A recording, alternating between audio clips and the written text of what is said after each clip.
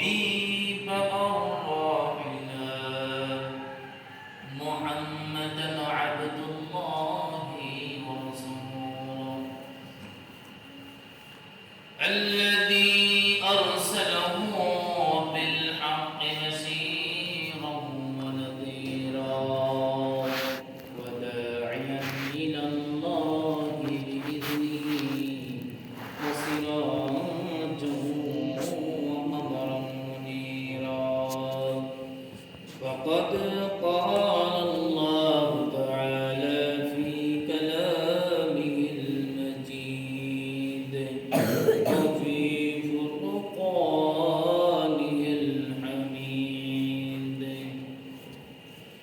قال الله جل وعلا সকলে জবান খুলে আমার সাথে পড়েন আউযু বিল্লাহি মিনাশ শাইতানির রাজীম বিসমিল্লাহির রাহমানির রাহিম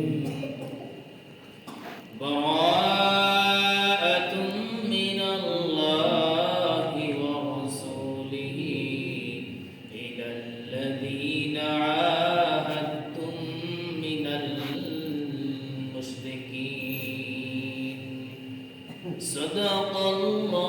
সাদাকাল্লাহুল আযীম قال رسول الله صلى الله عليه وسلم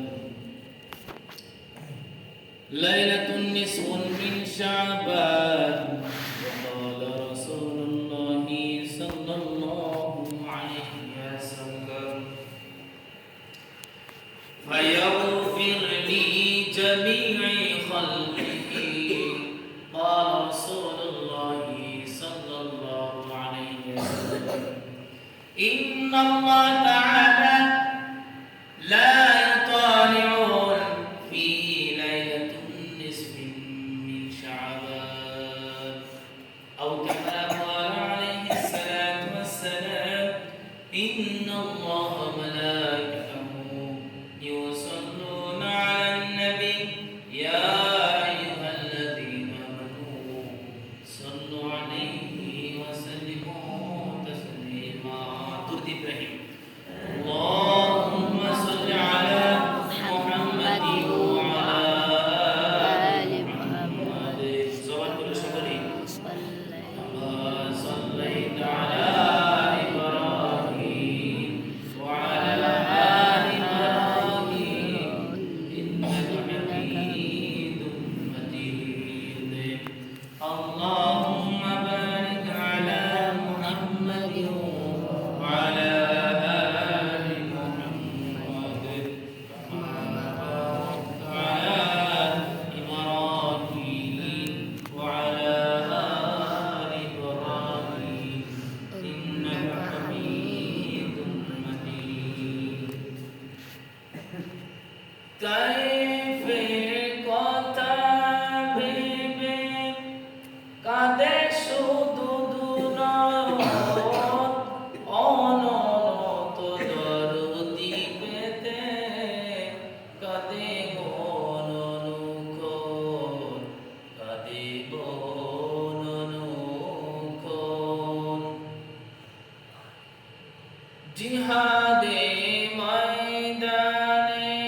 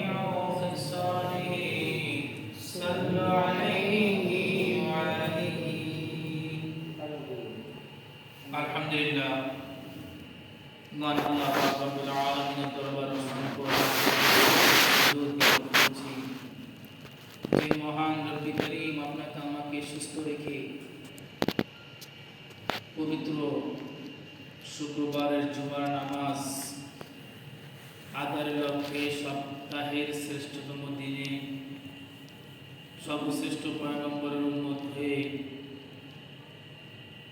আল্লাহ পাক রব্বুল আলামিন আসমান নিচে জমিনের উপরে সবচাইতে শ্রেষ্ঠতম জায়গা, রুকুর জায়গা, সিজদার জায়গা, ইবাদত করার জায়গায় অল্প সময়ের কোরআন হাদিসে কিছু কথা বলা এবং শ্রবণ করার তৌফিক দান করেছেন। জাহান্নামের ভয়ে জান্নাতের আশায়, গুনাহের ভয়ে হিদায়াতের আশায়, গুনাহের ভয়ে সওয়াবের আশায় যে মহান রব আপনাকে আমাকে 10 ভাইয়ের 10 সন্তানকে একত্রিত করে হাজার সশস্ত্র কাজের ব্যস্ততাকে পিছনে ফেলে এই শরীরটাকে কোরআনের টানে মসজিদে এসে বসতে পেরেছি। মহান রবের শানে কালেমাতুল শুকর আদায় করি, সকলের জবান খুলে মানে আওয়াজ উঁচু করে জড় কণ্ঠে বলি আলহামদুলিল্লাহ, আলহামদুলিল্লাহ, আওয়াজ করে চিৎকার করে বলি আলহামদুলিল্লাহ, আলহামদুলিল্লাহ। তারপর হাজারো লক্ষ কোটি দুরূদ ও সালাম এই বিশ্ব সভার সভাপতি, মানবতার মুক্তির দূত, আফতাবি নবুয়াত, শাহেনশাহ রিসালাত, নূরে মুজাসসাম হুজুর আকরাম, নূরুন আলা নূর, সাইয়্যিদুল কায়লাইন আস-সাকলাইন, ইমামুল মুরসালিন, আকায়ে নামদার তাজদার মদিনা, সরকার দাউন নবী, সাইয়্যিদুল মুরসালিন, খাতামুন নবিয়্যিন, রাহমাতুল লিল আলামিন, আহমদুল মুস্তাফা, আমার আপনার প্রাণের স্পন্দন নবী, কলিজার টুকরা, সর্বোচ্চ মানের, সর্বোচ্চ লেভেলের, সর্বশ্রেষ্ঠ মানব জনাবে হযরত মুহাম্মদ মুস্তাফা বলেন সাল্লাল্লাহু আলাইহি ওয়াসাল্লাম। চলতেছে শাবান মাস।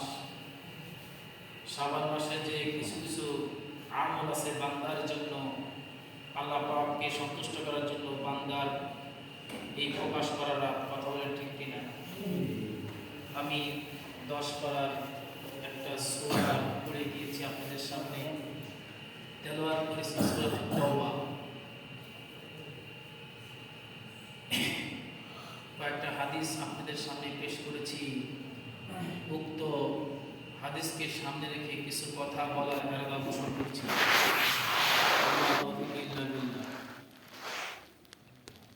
যে শাবান মাস চলতেছে, এই শাবান মাসে নবীজি সাল্লাল্লাহু আলাইহি ওয়াসাল্লাম যে আমলগুলো করতেন সেই আমলগুলো আমরা আলোচনা করব। কথা বলেন ঠিক কিনা? নবীজির আমলের সাথে যদি আমার আপনার আমলের সাথে যদি মিক্স হয়ে যায়, নবীর রঙে রঙিন হয়ে যদি আমি আপনি দুনিয়ার জমিনে আমল করতে পারি, আল্লাহ পাক রব্বুল আলামিন আপনার আমার জন্য চিরস্থায়ী জান্নাত রেখেছেন। কথা বলেন ঠিক কিনা? এই মাসটা একটা দামি মাস। নবীজি সাল্লাল্লাহু আলাইহি সাল্লাম রমজান মাস ছাড়া যে সবচেয়ে বেশি রোজা রাখতেন, রোজার সিয়ামের ইহতিমাম করতেন, সেই রোজার মাস নবীজি সাল্লাল্লাহু আলাইহি সাল্লাম শাবান মাসে এত পরিমাণ রোজা রাখতেন। হযরত আয়েশা রাদিয়াল্লাহু তাআলা আনহা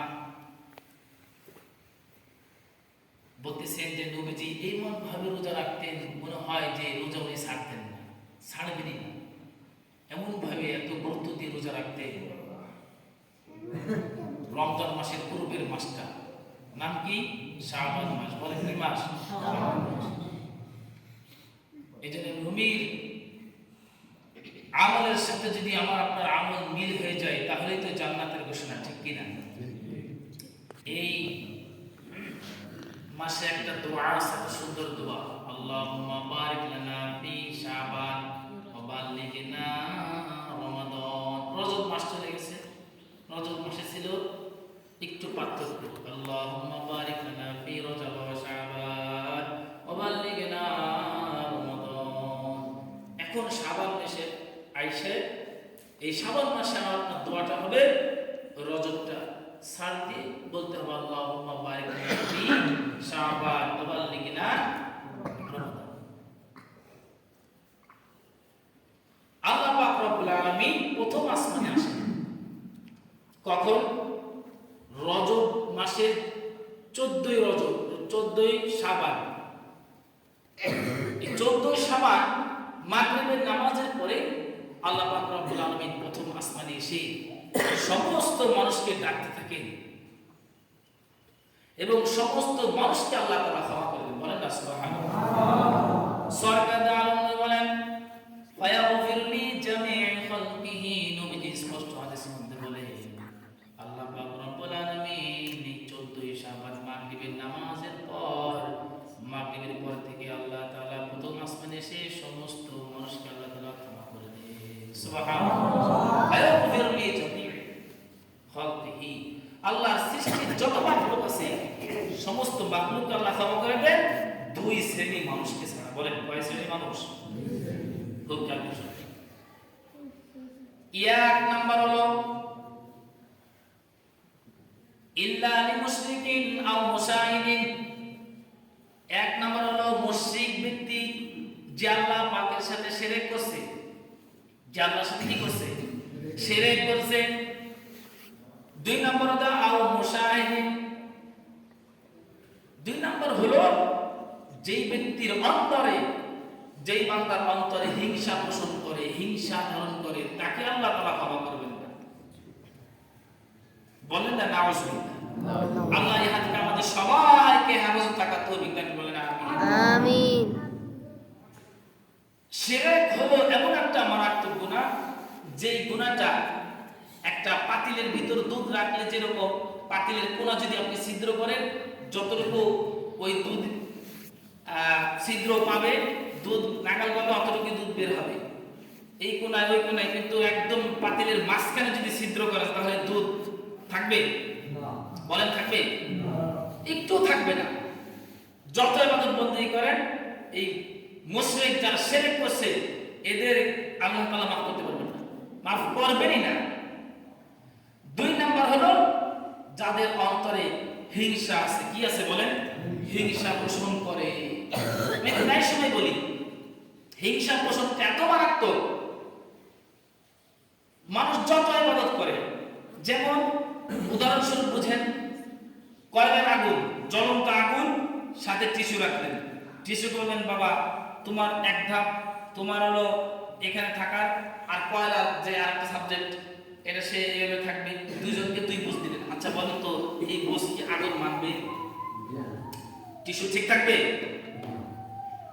ঠিক একটা বান্দার মধ্যে, একজন বান্দার মধ্যে হিংসা নামক ব্যাধি আক্রান্ত, যে হিংসায় আক্রান্ত থাকবে, একজনে আরেকজনের তো সহ্য হয় না, একজনে আরেকজন উন্নতি দেখতে পারে না। আছে না কিছু সমাজে? কথা বলে না, আছে না? নাই? চলে চলে। এই হিংসা যেই ব্যক্তির অন্তরে থাকবে, আল্লাহ তাআলা ওই বান্দাকে মাফ করবেন না। এই শাবানের মধ্যে রজনী, লাইলাতুন নিসফি মিন শাবান, এই শাবানের মধ্য রজনীতে আল্লাহ তাআলা ওই দুই শ্রেণীর মানুষকে আল্লাহ তাআলা ক্ষমা করবেন না। এখন আসুন আমরা জানতে পারি এই রাতে আমাদের কিছু আমল আছে না নাই, এবং এই মাসে আমাদের কিছু আমল আছে না নাই।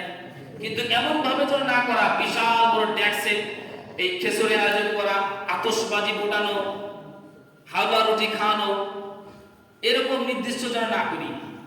আপনি খানা খান, খানা আল্লাহ তাআলা হালাল করছেন, খান, কিন্তু নির্দিষ্ট করা যাবে না।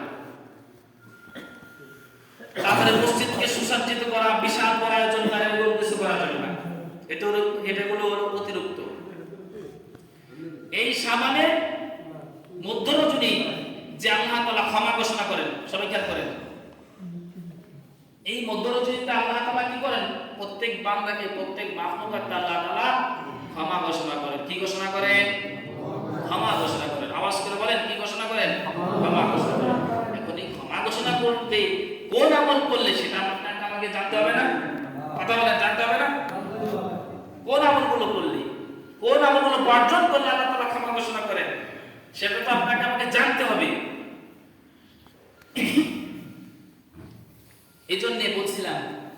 দুইটা শ্রেণীর লোককে আল্লাহ তাআলা ক্ষমা করবেন না। এদের হিংসা বিদ্বেষ রাখা যাবে? আওয়াজ করে বলে রাখা যাবে? আগুন আর তুষ, যেরকম ভাবে আগুন তুষগুলোকে জ্বালিয়ে পুড়িয়ে জ্বালায়া পোড়াইয়া সারকার করে দেয়, লাকড়িগুলা শুকনা লাকড়িকে যেরকম ভাবে আগুন জ্বালায়া পোড়াইয়া শেষ করে দেয়, হিংসা মানুষের অন্তরে নামাজগুলো শেষ করে দেয়, রোজাগুলো শেষ করে দেয়, কোরআন আমলের গুলো শেষ করে দেয়, হজ পর্যন্ত শেষ করে দেয়, সমস্ত ইবাদতকে জ্বালায়া পোড়াইয়া সারকার করে দেয়। কথা বলেন ঠিক কিনা? এই যে হিংসা এটা বহুত বড় মারাত্মক জিনিস। আপনি কেউ প্রতি হিংসা করতে পারবেন না। হিংসার ছয়লাভ উঠে গেছে সমাজে, একজন আরেকজনেরটা সহ্য করতে পারে না, লেগে গেছে। আল্লাহ আগে আমাকে হিংসা থেকে মুক্ত করুক, আমাদের সবাইকে হিংসা থেকে মুক্ত করতে পারে না। আমিন। ছেলে গুনাহ থেকে আল্লাহ তাআলা হেফাজত করুন বলে সবাই আমিন। তাহলে রবিবার হলো 14ই শাবান, সোমবার হলো এই আপনি সবার রোজা রাখতে পারবেন। 14ই শাবান অর্থাৎ রবিবার দিনটাও দিবাগত রাত, রাতে আপনি সেহরি খান, সর্বরাতের যে একটা রোজা। এবার সোমবার আপনি দিনে রোজা রাখেন। কথা ক্লিয়ার? 26, আমরা ইংরেজিতে একটু হিসাব সবাই মোটামুটি জানি, 26 ফেব্রুয়ারি। জি, এখন আয়ামে বীজের রোজাও আছে। এটা যদি আপনি রাখতে চাই তাহলে আপনাকে 13, 14, 15 তিনটা রোজা যদি আপনি রাখেন তাহলে আয়ামে বীজের রোজাও রাখা হবে, সর্বরাতের রোজাটাও রাখা হবে। কথা ক্লিয়ার? আমাদের মা বোন, ঘরের মা বোনেরা পর্দার আড়ালের অবস্থান মতো ওনারা কিন্তু খুবই এই নফল ইবাদতের বেশি খুবই ঝুঁকি, খুবই আমলের আগ্রহী। তাদেরকে জানাই দেন, আপনারা এখান থেকে শুনে গেলেন যে এই আমলগুলো যারা তারা করতে পারে। কি বলেন? এই জন্যে যদি কারণ আরেকটা কথা হলো, আল্লাহ পাক রব্বুল আলামিনের কাছে বান্দার আমলগুলো পেশ করা হয়, আর আল্লাহ তাআলা বান্দার এক বছরের যে তাকদীর, এক বছরের যে একটা লিস্ট আল্লাহ তাআলা বান্দার জন্য করেন, এই সেই রজনী। এই জন্য রোজার বিষয়তে বললাম, আর যে নফল ইবাদত এই মাসে আমার আপনার 4টা কাজ বেশি বেশি করতে হবে। এক নম্বর হলো নফল ইবাদতে রোজা রাখতে হবে। অতীতে যে নামাজগুলো কাটা হয়ে গেছে রমজান আসার আগেই তা কমপ্লিট করতে হবে। আছে না জীবনে মানুষের কাজা নামাজ? এই নামাজগুলো পড়বেন। এই নামাজগুলো পড়ে জিন্দেগীর যত নামাজগুলো আছে কাজাগুলো উঠাই ফেলবেন, কাফারা করবেন। যে আল্লাহ আমি অমুকের নামাজ পড়িনি, আল্লাহু আকবার, ফজরের নামাজ পড়িনি, জোহরের নামাজ পড়িনি, আসরের নামাজ পড়িনি, মাগরিবের নামাজ পড়িনি, ইশারের নামাজ পড়িনি, এই কাজা নামাজগুলো রমজান মাস আসার আগেই কমপ্লিট করে ফেলবেন।